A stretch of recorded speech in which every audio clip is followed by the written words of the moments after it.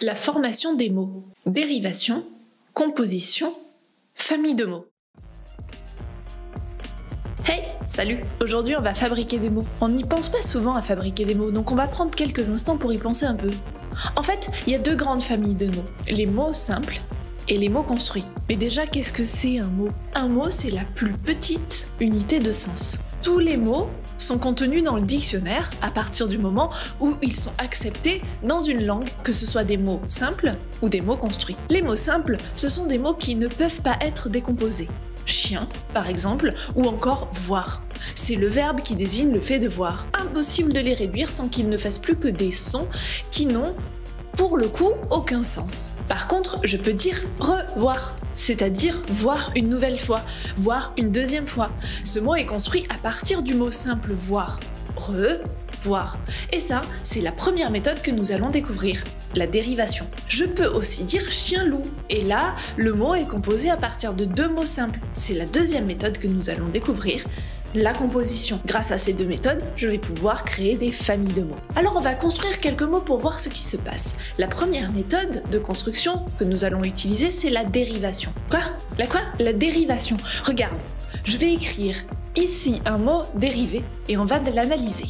Et ça devrait te sembler plus clair. Infatigable. D'abord, je m'intéresse à son sens. Infatigable, c'est quelqu'un ou quelque chose qui ne peut pas être fatigué. Ce mot, il est formé autour du mot simple fatigue, auquel a été rajouté le préfixe un et le suffixe able. Le quoi? Le préfixe.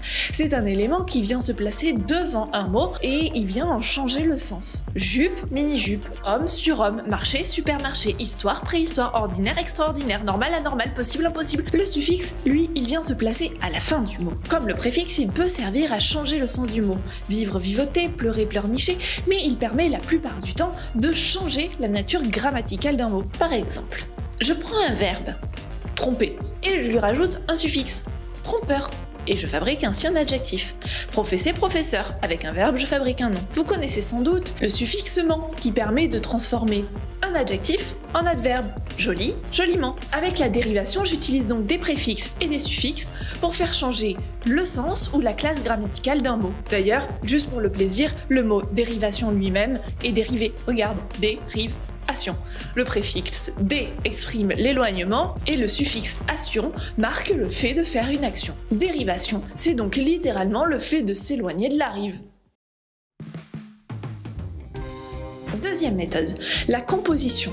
Peut-être que vous connaissez cette méthode sous le nom de mot-valise. Ça, c'est définitivement plus simple. Ça ressemble à une chaise, c'est long, ça s'appellera une chaise longue. Et ça ressemble vaguement à une pomme, ça pousse dans la terre, c'est une pomme de terre. Les mots obtenus par la composition se retrouvent soit attachés par des tirets, porte-vue, soit carrément collés l'un à l'autre, portefeuille, porte-manteau. Je peux associer un verbe et un nom, tire-bouchon, sèche-cheveux, un nom et un nom, wagon-citerne, un adjectif et un nom, grand-mère, un adjectif et un adjectif, sourd-muet.